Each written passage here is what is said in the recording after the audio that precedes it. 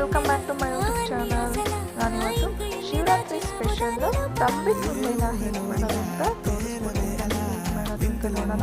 ತುಂಬ ಟೇಸ್ಟಿಯಾಗಿರುತ್ತೆ. ಅದಕ್ಕೆ ಮುಂಚೆ ಇನ್ನೂ ಯಾರು ನನ್ನ ಚಾನಲ್ನ ಸಬ್ಸ್ಕ್ರೈಬ್ ಮಾಡ್ಕೊಂಡಿಲ್ವೋ ದಯವಿಟ್ಟು ಬೇಗ ಸಬ್ಸ್ಕ್ರೈಬ್ ಮಾಡ್ಕೊಂಡು ಬನ್ನಿ ಮಾಡೋದಂತ ನೋಡೋಣ. ನಾನಿಲ್ಲಿ ಒಂದು ಮಿಕ್ಸಿ ಜಾರ್ಗೆ ಹುರಿದಿರುವಂಥ ಕಡಲೆ ಬೀಜನ ಹಾಕೋತಾ ಇದ್ದೀನಿ. ಅದನ್ನು ತರಿಯಾಗಿ ನೀವು ರುಬ್ಬಿಟ್ಕೋಬೇಕು. ನೆಕ್ಸ್ಟು ಇಲ್ಲಿ 1 ಬೌಲಷ್ಟು ಕಡಲೆನ ತೊಗೊಂಡು ಅದನ್ನು ಕೂಡ ನಾನಿಲ್ಲಿ ತರಿಯಾಗಿ ತೆಗೆದುಕೊಂಡಿದ್ದೀನಿ. ನೆಕ್ಸ್ಟು ನಾನಿಲ್ಲಿ ಒಂದು ಅರ್ಧ ಕೆಜಿಯಷ್ಟು ಬೆಲ್ಲನ ತೊಗೊಂಡು ಸ್ವಲ್ಪ ನೀರನ್ನು ಸೇರಿಸಿ ಅದಕ್ಕೆ ತುಪ್ಪನ ಸೇರಿಸಿ ಪಾಕ ತಗೊಂಡಿದ್ದೀನಿ. ಅಂದರೆ ಗಟ್ಟಿ ಪಾಕ ಬೇಕಾಗಿಲ್ಲ, ತೆಳ್ಳಗೆ ಬೆಲ್ಲ ಕರಗಿದ್ರೆ ಸಾಕು. ನೆಕ್ಸ್ಟ್ ನಾನಿಲ್ಲಿ ಕೊಬ್ಬರಿ ತುರಿ,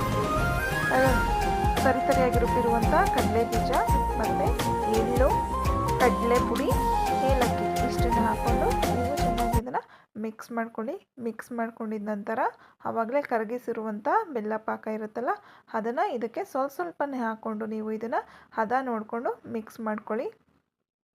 ಇದು ಚೆನ್ನಾಗಿ ಉಂಡೆ ಕಟ್ಟೋ ಥರ ಮಾಡ್ಕೊಳ್ಳಿ. ಅಂದರೆ ತುಂಬ ಗಟ್ಟಿಯಾಗಿ ಮಾಡ್ಕೋಬಾರ್ದು, ಸ್ವಲ್ಪ ತೆಳ್ಳಗಿದ್ರೆ ಅದು ತುಂಬ ಗಟ್ಟಿ ಆಗುತ್ತೆ.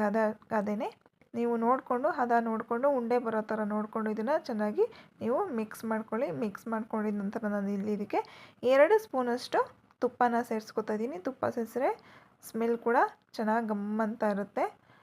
ನೋಡಿ, ಈ ಥರ ಚೆನ್ನಾಗಿ ನೀವು ಇದನ್ನು ಮಿಕ್ಸ್ ಮಾಡಿಕೊಂಡು ಫಸ್ಟು ನೀವು ಅದನ್ನು ತೆಗೆದು ನೋಡಿ, ಕೈಯಲ್ಲಿ ಉಂಡೆ ಕಟ್ಟೋಕ್ಕಾಗುತ್ತಾ ಅನ್ನೋದನ್ನ ನೋಡಿ ಈ ಥರ ಉಂಡೆ ಬರಬೇಕು.